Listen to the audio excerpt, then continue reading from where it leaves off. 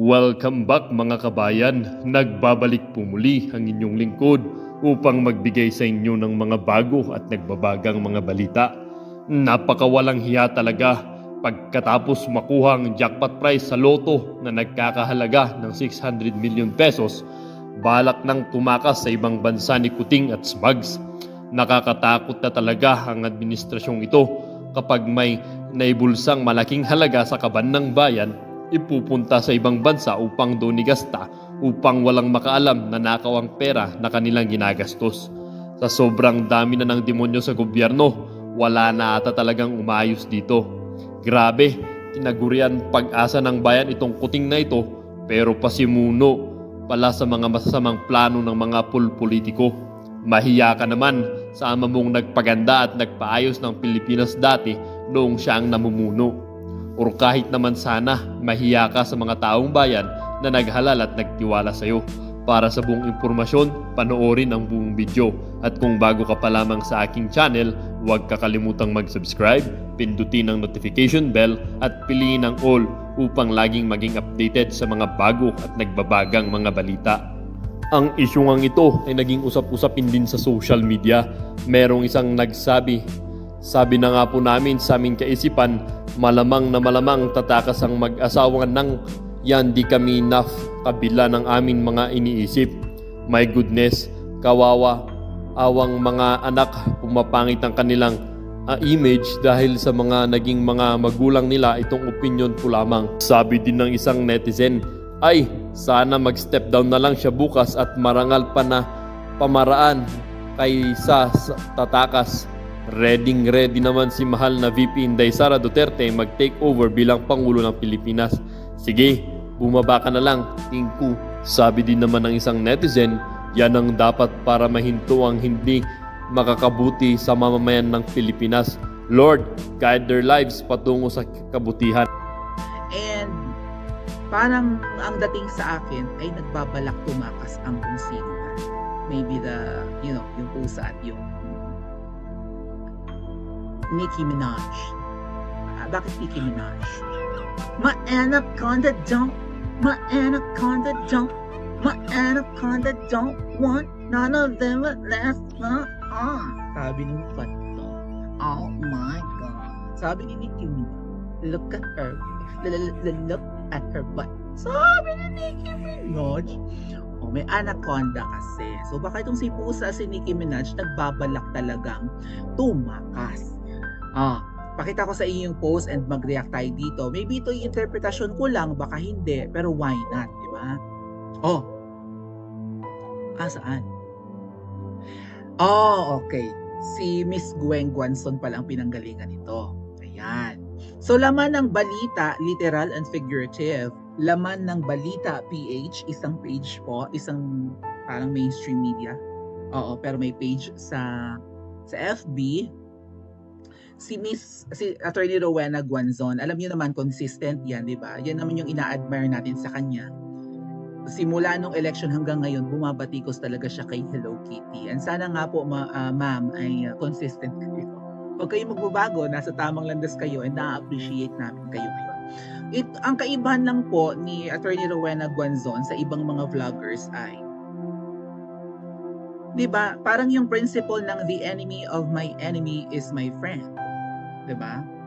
Yung kaaway ng kaaway ko, malamang kaibigan ko yan. Kung may kaaway yung kaaway ko, ay teka muna, kaibiganin ko yun.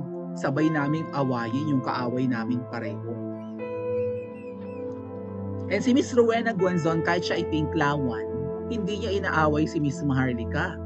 Na-appreciate niya yung mga expose ni Miss Maharlika. Bakit?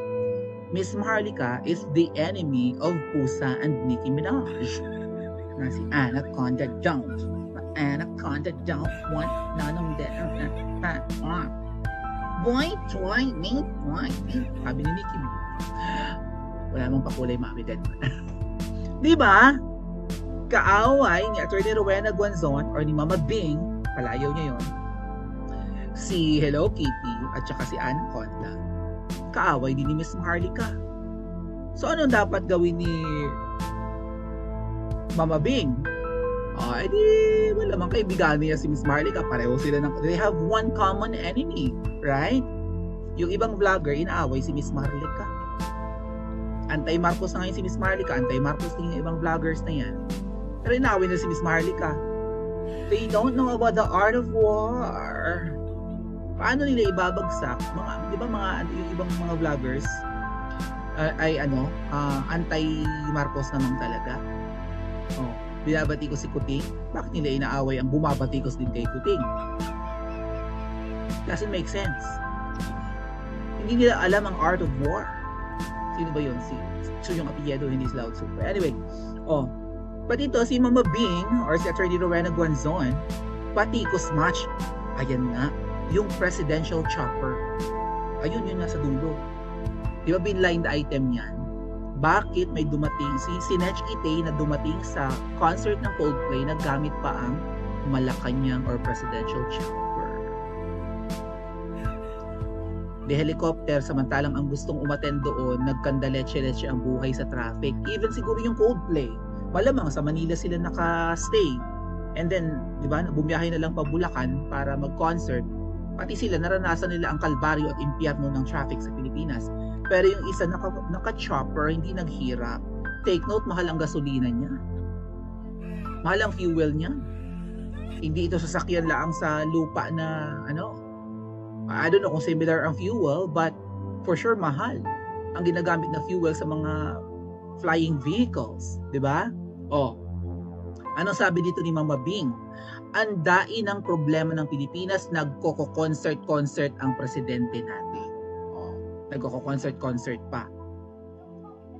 Naku, hindi ko na-ready yung isang problema ng Pilipinas. Pero 2022 pa lang mga ate at kuya, may isang napakalalang problema ang Pilipinas, pero wala naman yatang ginagawa yung isa. At hindi naman nag-aalala. Talagang pakels. Pakels dahil nga mukhang hindi siya nasistress sa problema ng Pilipinas. Mapakalamidad man yan, mapakorupsyon, krimen, droga, hindi siya bothered. Kung hindi ka bothered, two things yan. Either balat kalabaw kang talaga, di ba? Or hindi ikaw ang umiintindi sa mga problema kaya hindi ka bothered. Di ba? Parang yan sinaing ng kapitbahay. Naamoy ko yung sinaing ng kapitbahay, nasusunog na. Wala akong pakialam, hindi ko sinaing yun. Ganun gets niyo yung analogy mga datuya. Wala akong pakialam, hindi ko sinaing ng kapitbahay, magdusa sila. Di ba? Or wala talaga akong pakialam nga kasi hindi ako nagsasaing at hindi ako mapapagalitan. Hindi naman ako mapapagalitan. Bakit ako, kung naamoy ko din ako sino ang pagagalitan ng nanay or ng tatay, hindi naman ako or ng asawa. Hindi naman ako pakels. O hindi ko naman trabaho ang pagsasaing. Dead makes. Pero eventually, malay nyo magkasunog. Right? Masunog ang bahay ng kapitbahay, tapos ang direction punta sa inyo, damay ka rin.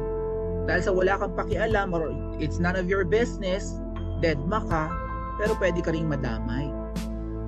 So, siya baga ang nagpapatakbo sa Pilipinas or wala talaga siyang pake kahit siya ang magpatakbo sa Pilipinas. Kapag lumubog tong Pilipinas sa kahirapan, gumulo, right? Lumala ang problema sa NPA, sa mga kriminal, baka mamaya pati sila mabiktima ng mga kriminal, malay mo. Diba? May nang rat-rat, dadamay sila. Kasi nga walang peace and order, walang law and order. Hindi nila iniisip yung, diba, yung shared destiny na tinatawag. Na ang kahit na watak-watak tayong Islam, kapalaran ng kapwa mong Pilipino, pwede mo rin maging kapalaran. Eh kung walang ginagawa yung isa at walang pakialam, malay yun naman, balang araw, pati sila mabiktima ng kanilang mga ginagawa. May ginagawa pa. Anyway, eto ang isa pa sa post ni Mama Biang. Di ba chopper? Ayan nga, binatikos ni Rowena Guanzon. So, social naman, manunod ng concert, naka-helicopter pa. Nga pala, pinagtatanggol ng ng PNP yata. Banta daw sa seguridad. Mamaya, pag-usapan natin. Banta raw sa seguridad yung mas stuck in traffic si Hello Kitty. Siguro nga dahil, okay, nalaman ng taong bayan na 'di ba, na ang convoy niya ay nasa gitna ng traffic, baka nga may luko-lukong rumatrat, 'di ba? Ay na-traffic si Hello Kitty. Tara ratratin natin. Halatang-halata yung convoy, may Philippine flag pa or magkakamukha yung sasakyan. Na-stuck in traffic, suburin natin, tadtarin natin ng bala. Pwede nga namang banta sa seguridad, pero may isang abogadong umimik patungkol dyan. No. Hindi banta sa seguridad ang traffic. Hello. Anong palusot niyo yan? Eto pa nga po mga ate at kuya, dagdag ko lang ha, bago dito sa post na ito. Isingit ko lang to. Kasi hinahanap ko to mga ate at kuya patungkol nga sa helicopter, di ba? Shinare ni Attorney Rowena Guanzon. Hinahanap ko to. Baka ito'y part ng ng binanggit ko kagabi sa inyo, yung 7613, Republic Act 7613, yung Code of Conduct ng mga, di ba, ng mga public officials and employees, wala doon. Sabi ko mukhang hindi ito napag-usapan doon Oo. Pero ito nga po, shinare ni Attorney Rowena Guanzon, binulugan niya itong Section 2. Pero ito nga po ay all government agencies and offices shall limit the use of government vehicles to essential activities and shall review their travel program and schedules to minimize unnecessary trips. Kapag hindi importante ang biyahe-biyahe nyo, huwag nyong gamitin ang mga gamit ng sasakyan, ang mga sasakyan ng gobyerno, kasi pera ng taong bayan yan, also yung gasolina niyan ay buwis ng taong bayan. Limitahan nyo. So it sounds like 7613, di ba, yung Code of Conduct. Ito pa yung Section 2, the use of government vehicles for private social functions such as receptions, balls, theaters, yada-yada, ay bawal. Likewise, use ng mga gamitin ng asawa, ng anak, ng kamag-anak, ng kaibigan, and kung sino-sino pa ng mga opisyalis na ito, ay kahit nakasama sila ay pinagbabawalan. Kapag ginamit ang asawa, ng anak, ng kaibigan, di ba, ng kamag-anak, at kung sino-sino pang related sa kanila, kahit kasama ang politiko, bawal. Wala sa 7613 na hanap po mga ate at kuya. Ito ay nasa, kasi ano to ito PDF file. Okay, hold on, open ko lang. Ito ay Administrative Order 239. Hindi siya yung Republic Act, no? Pero ito ay in connection sa Republic Act 7638 naman. 6713 yung di ba, yung Code of Conduct yung nabanggit natin kahapon. Ito 7638, another numero mini-memorize sa aming mga teacher. Ito ay Administrative Order, hulaan niyo kung sino. Clue. Ang gumawa pala nitong Administrative Order, ang gumawa nito ay kalaban ni Galema. Maliit lang din siyang magaling ang kanyang ginawa. Anyway, hanapin natin dito yung sinong gumawa ng Administrative Order 239. Pursuant to Republic Act 7638. Diyos ko, ang daing Republic Act. Kalaban ni Galema, kasi laki lang din niya, pero at least kakampi ni VP Sara ito. Okay, hanapin natin ang Section 2 kanina, nakita ko. Ayan. The use of government vehicles for private yada yada yada yada, asawa, anak, kamag-anak, kaibigan, kahit pa kasama yung sinasabing opisyales, ay bawal. Yan yun. Mabuti na hanap ko. Wala kasi dun sa iba pala to. Ito ay sinulat ni Madam. Galing, di ba? Nasagot ni Ate Pervina plus 5 points sa mga nakasagot. Alright. Pero sa usapin ng pagtakas mga ate at kuya, same thing. Yung post pa rin po ni Madam Rowena Guanzon or ni Attorney Rowena Guanzon. Nandun din to. Balikan natin. Binabatikos din niya. Tama nga naman mga ate at kuya. Ano mga palusot? Sinamahan lang daw din si Bunso. Kasi sinamahan daw yun pa rin palusot. Kita nyo nasa Administrative Order ni Madam GMA. Kahit samahan mo pa yung bunso mong anak, asawa, anak, kapatid, kamag-anak, kaibigan, kapag kasama yung politiko, bawal pa rin, pinagbabawal. Ang galing ng mga ginagawa ni Madam GMA. Ayun, nakaupo ngayon, pinag-aagaw. Na concert. So, sa dami nilang kasalanan, malamang tatakas na yan. Ito po kasi ang sinabi ni Attorney Rowena Guanzon kahapon. baka naalala niya lang yung pagtakas nila sakay ang chopper papuntang Hawaii for safety reason daw eh. Sumagi lang sa isip ni Hello Kitty yung pagsakay nila ng chopper, yung pagtakas nila sakay ng chopper noon. Biglang nag-flashback sa kanya na tumakas sila ng Pilipinas sakay ang chopper papuntang Hawaii or Hawaii. So, tinest drive yung helicopter. So, if ever sumablay, di ba? Kailangan i-test drive. Ganun ba yun? If ever sumablay, hindi nila magagamit. So, ano, aeroplano? Mahirap pag aeroplano. Ito kasi, VTOL ito mga at kuya. Ang helicopter, ang alam ko ay vertical take-off and landing, VTOL, di ba? Pwedeng pag ganun. So kahit maliit yung area na yung helipad o yung, di ba, yung bakanting lote, okay lang. Whereas kung eroplano yung sasakyan mo, dapat nasa runway ka talaga. Nasa paliparan ka. Either private or dyan sa airport. Dapat may paliparan kang pupuntahan. So mas madali ang pagtakas gamit ang helicopter. Kasi vertical take-off and landing nga po yan. Pwedeng papaganon. Lipad papataas, baba papaganon. Kung aeroplano, bubuelo muna. Same with the landing. So kung meron mang tatakas, ang most ideal na transpo is helicopter. Hindi ka masa-stuck in traffic, plus may vertical takeoff and landing. So, tama ba ang pagkakaintindi ko? Tinitesting yung helicopter para for safety reason. Baka mamaya sumablay, di nag-crash pa.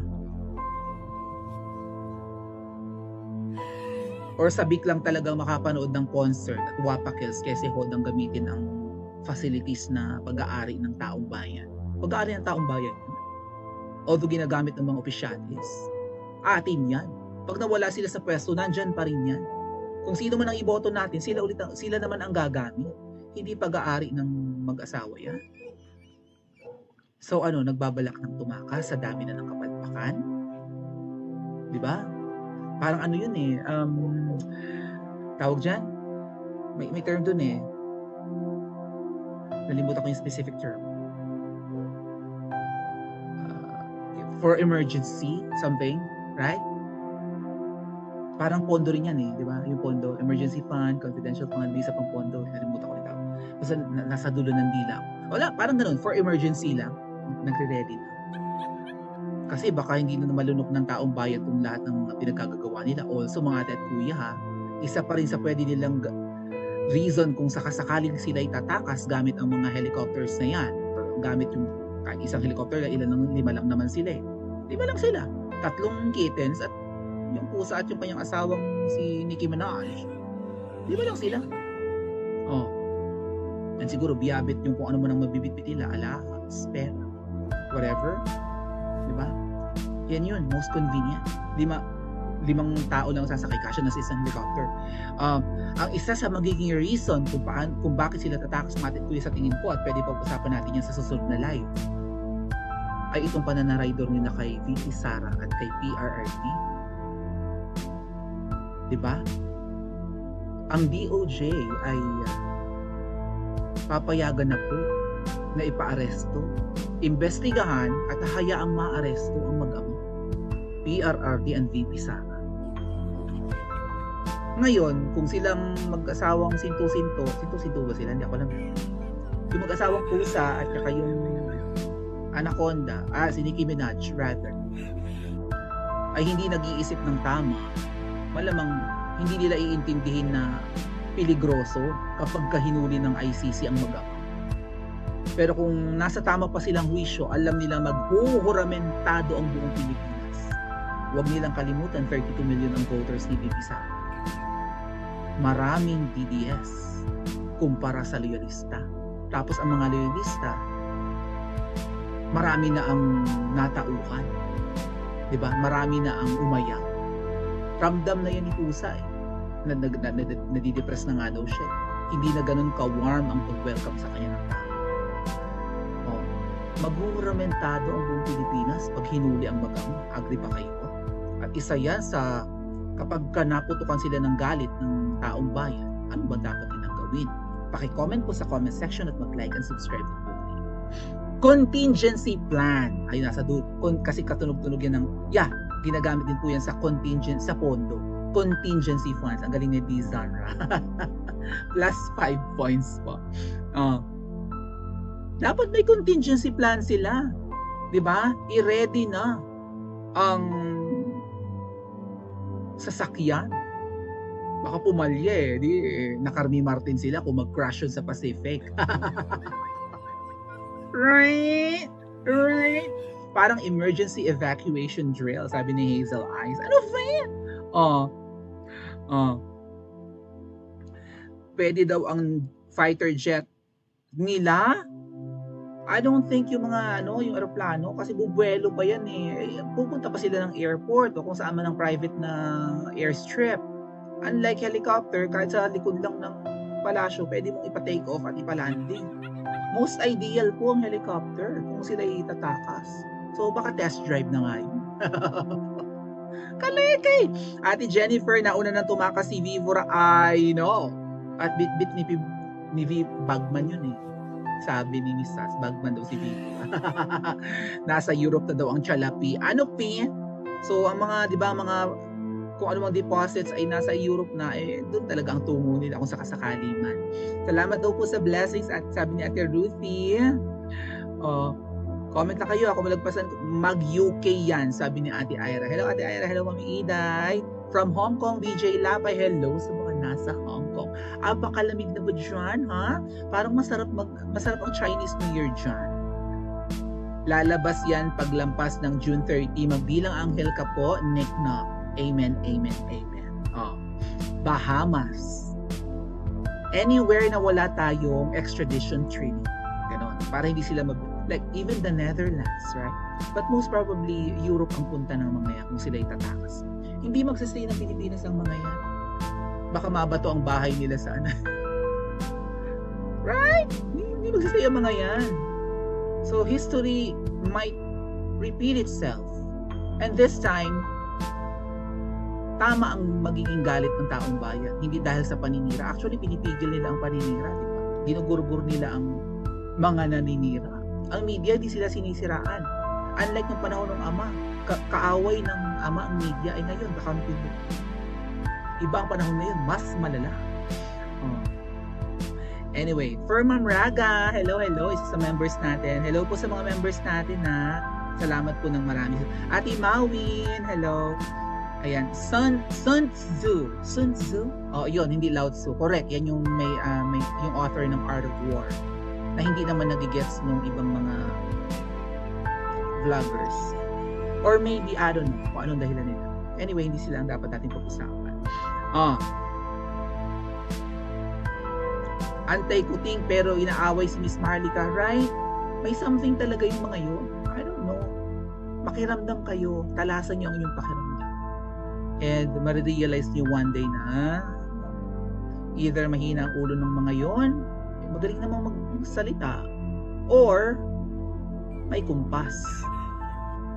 Anyway, huwag niyo daw kalimutan mag-subscribe. Ano ba yan? Ang sama ng number ng nanonood sa atin, mga tatkuya. Look, ano ba yan? The number. Armageddon! Ay! Anyway, let's continue discussing. Alright. Tawid tayo sa next topic natin. Naku. Mga pautot-utot. Alright, hold on. Avid Lopez. Laki sa nakaw, Junior. Sabi ni, sino yun? Ate Rowena, kapangalan mo si Ate Rowena, Rowena Guanzon. Speaking of Attorney Rowena Guanzon, na sa kanyang post ay parang may pahiwatig na may balak tumakas ang kung sino man. Di ba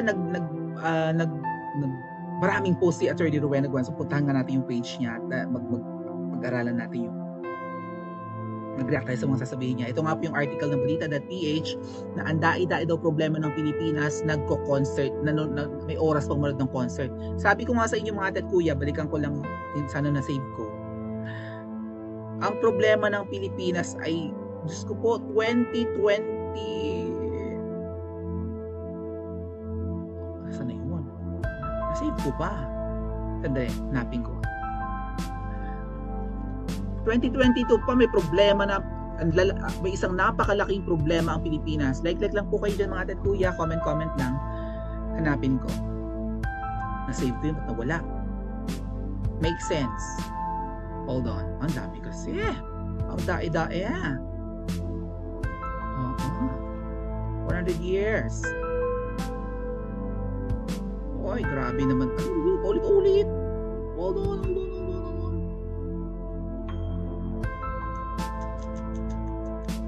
Teka nga, nabi ko nga. Nawala eh.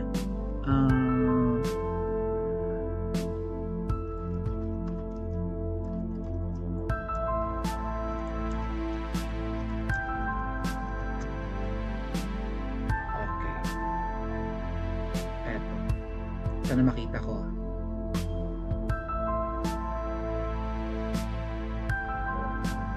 Mga bagong video to. But anyway mga ate at kuya, 2022 pa lang,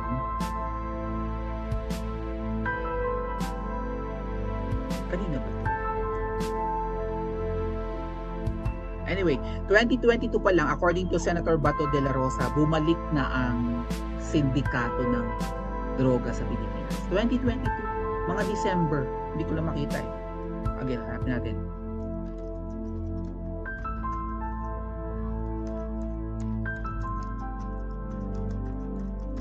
Hirap kasi mag-search dito sa Facebook. Ito. Sabi ko sa inyo, December pa lang eh. Makinig muna tayo ha. Nahanap ko naman, buti na lang.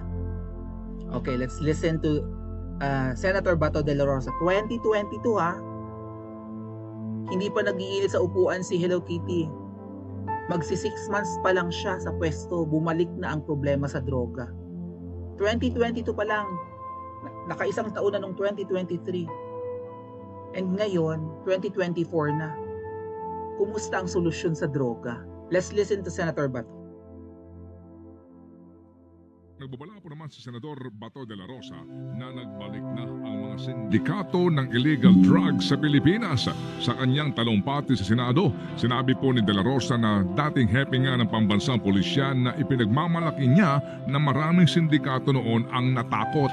Pero nag-iba raw ngayon ang sitwasyon dahil nga sa tila sinusubukan daw ng mga sindikato na makabalik nga sa kanilang dating gawe. Kabilang dito ang pagkakahuli ng higit sa 6 na bilyong pisong halaga ng shabu na pagmamay-ari umano ni Police Master Sergeant Rodolfo Mayo Jr. noong Oktubre. Ipinagtataka ni De La Rosa kung paano ito nakabalik sa Metro Manila at napromote pa matapos ipatapon sa Mindanao noong 2016 nang dahil pa rin po sa illegal na droga. Inihalimbawa rin ng senador ang kinasang bypass operations sa loob mismo ng tanggapan ng Philippine Drug Enforcement Agency sa Taguig noong Disyembre 7. Mismong si dating Pangulong Duterte daw ay nababahala ngayon sa mga nangyayari sa bayan. Talaga nalungkot siya na My mom never hit us. meron namang ganung pangyayari. But he doesn't want to interfere with how this government is running its own show. Marami po tayong mga sindikato na nabuwag at mga kriminal na naipakulong dahil sa kanilang pagkakasangkot sa illegal na droga noong panahon ni Pangulong Duterte. Maganda po itong pamana para sa administrasyon ni PBBM. Ngunit, sa kasamang palad, Mr. President, mayroon pa rin mga matitigas ang ulo at tila sinusubukan nila makabalik sa kanilang mga dating gawin. Yan po ang tinig ni Senador Bato de la Rosa sa partiho naman ng Department of Interior. Ginagalang daw nila ang naging obserbasyon ni de la Rosa. Ito ngayon ang assigned si Abalos pagdating sa problema natin sa pagkalat ng bebe powder. Malamya eh. Wala tayong naririnig na napapatay na na mga or napapakulong ng mga drug lords. Wala, di ba? May nabalitaan kayo? May napakulong na drug lords or may nahuling drug lords. Wala ring napapatay na addict. Siyempre ang addict naman yung pinaka-ibaba ng pyramid yan. Dapat ang tina-target yung, di ba, yung mga ulo, yung nasa tuktok na. Wow! Wow! Parang ang dating ang peaceful ng Pilipinas pero wag ka nagpapayatan ng mga kung sino-sino, mga ate at kuya. Sa lugar namin, ang mga friend kong akla, ang papayat na, ang hahagard na. Gusto ko ipakita sa inyo yung picture, hindi nasa isang phone ko eh. Ang gagandang friend ko ng mga akla. Ngayon, mga butot balat, mga mukhang may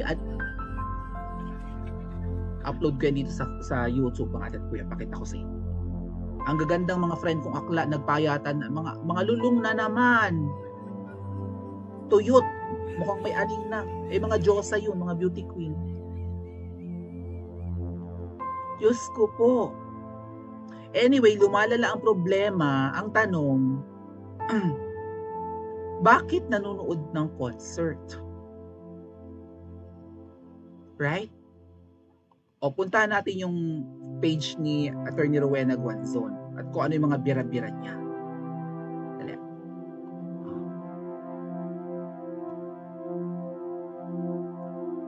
Lang ha, session na mabilis ang scroll natin. Magbayad kayo ng tamang taxes para may panggasolina ang chopper sa safety travel. Bayad lang tayo ng bayad ng buwis, no? Okay lang yan na mataas ang presyo ng bilihin dahil may dagdag na value added tax. Para may panggasolina ang tama. Sabay-sabay tayong babangon muli para maging milyonaryo. Attorney Rowena Guanzon, mag-ingat ka sa mga bira-bira mo ha. Wala bang balak bumisita ng Beatles dito? Ayaw ba na ba magkaryon? What? Sino yun? Para daw makapag-chopper? O ayan o. Vlog ni Rowena Guanzon. Helicopter. Helicopter.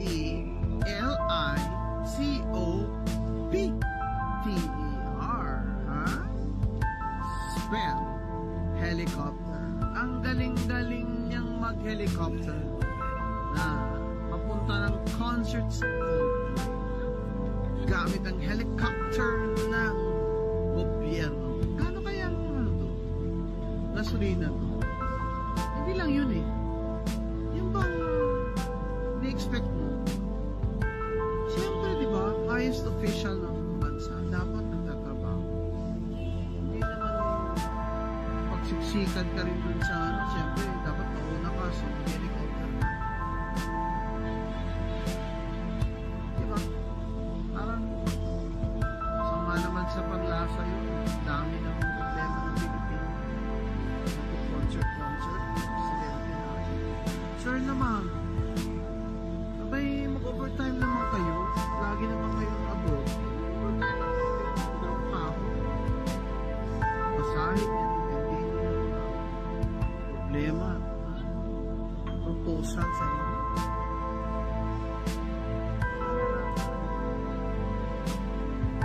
Helicopter. Spell helicopter. God! Oh, mahinaon pa nga yung bira niya, di ba? Pero may point si si Attorney Bing Guanzon. Mag-overtime naman kayo. Excuse me. Travel na nga ng travel eh. Labas na ng labas ang active sa travel. Active sa concert. Active sa fashion show. Sa pag-attend sa mga weddings. Active sa mga ganong bagay pero pagdating sa pag-address sa problema ng Pilipinas, droga, deadma, di ba? Never nga naging part ng sona niya yung droga eh.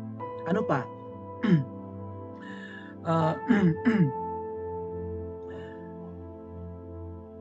Itong alleged corruption, problema sa loto. Payong saglit.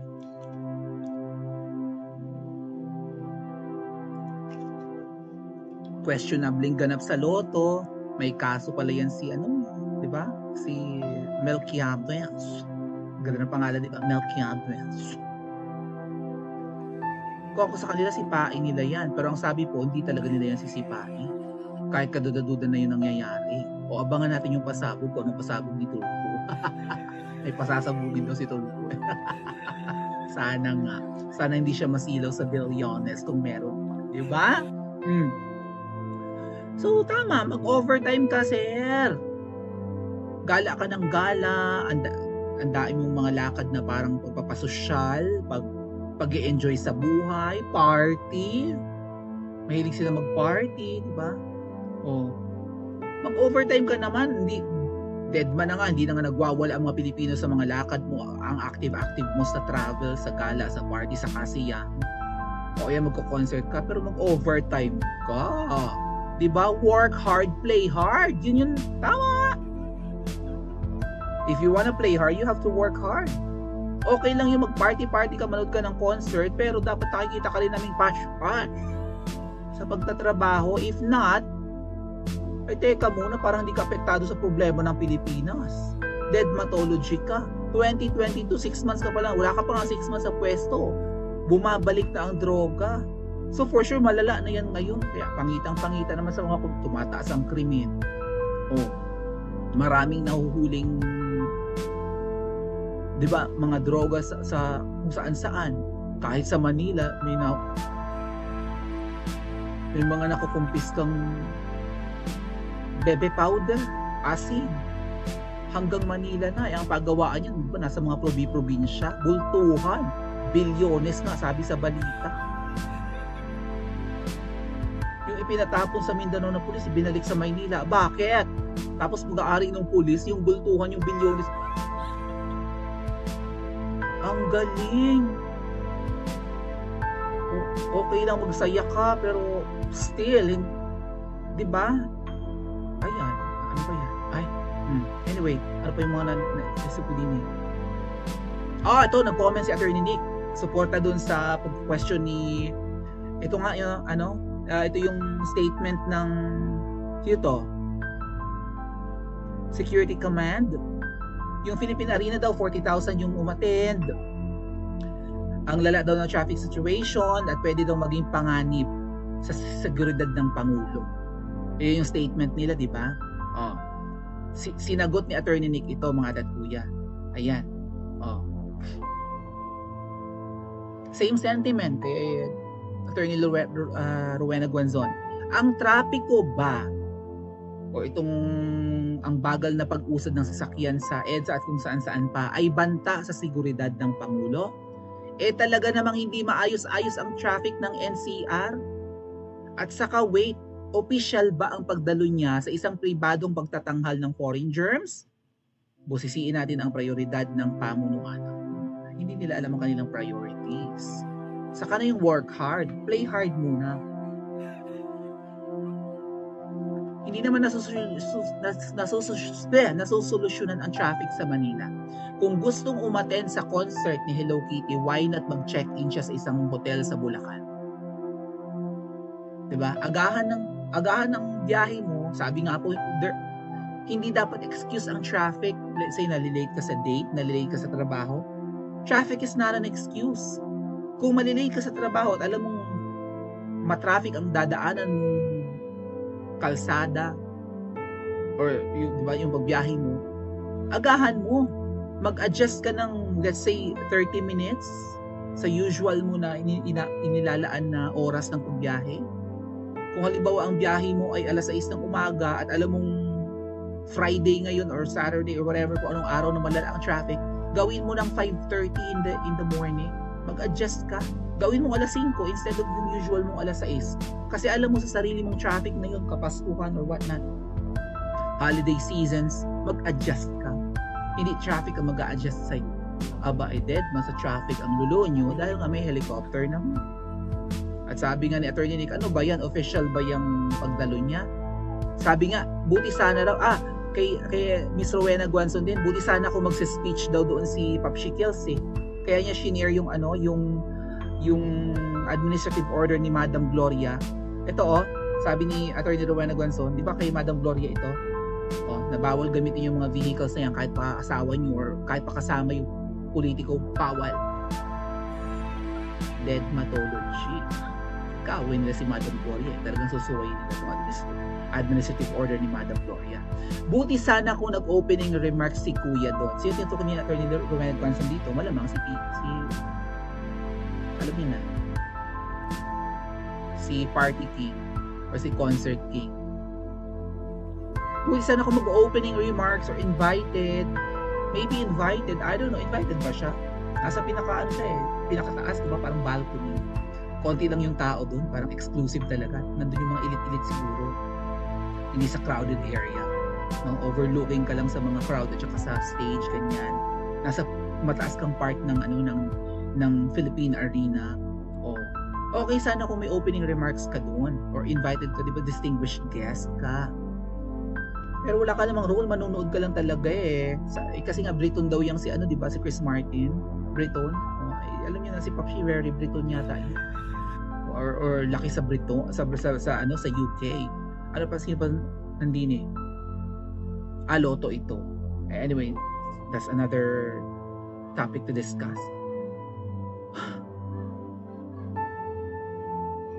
Kaloka. Ano ang pinaggagawa ng administrasyon nila? Kaya pa bang tiisin ng mga Pilipino to? And tuloy-tuloy lang ba sila sa kanilang pinaggagawa? Magbibingi-bingihan lang ba sila? Kapag nagwala ang taong bayan, ano ang gagawin nila? Magstay sa Pilipinas at pagtiyagaan na mabato ng kamatis or tatakas balang araw? Pa-comment po sa comment section at mag-like at subscribe din po.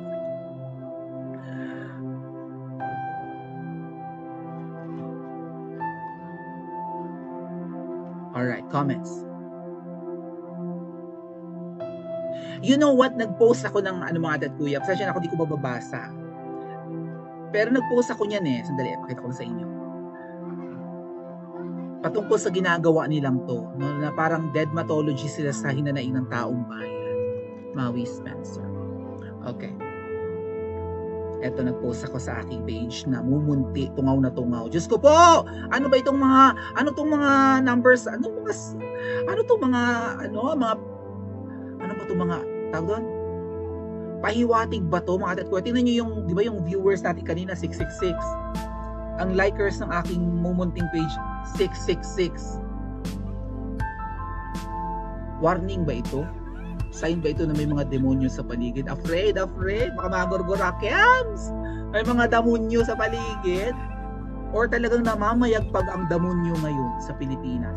Miski likers ko, 666, nakakaloka ite. Anyway, nag-post ako mga tatkuya, and kayo po, sabihin niyo po kung tama yung, nakita ko lang tong comment sa post ng kung sino man, ng isang DDS. Ayan malinaw na ang lahat.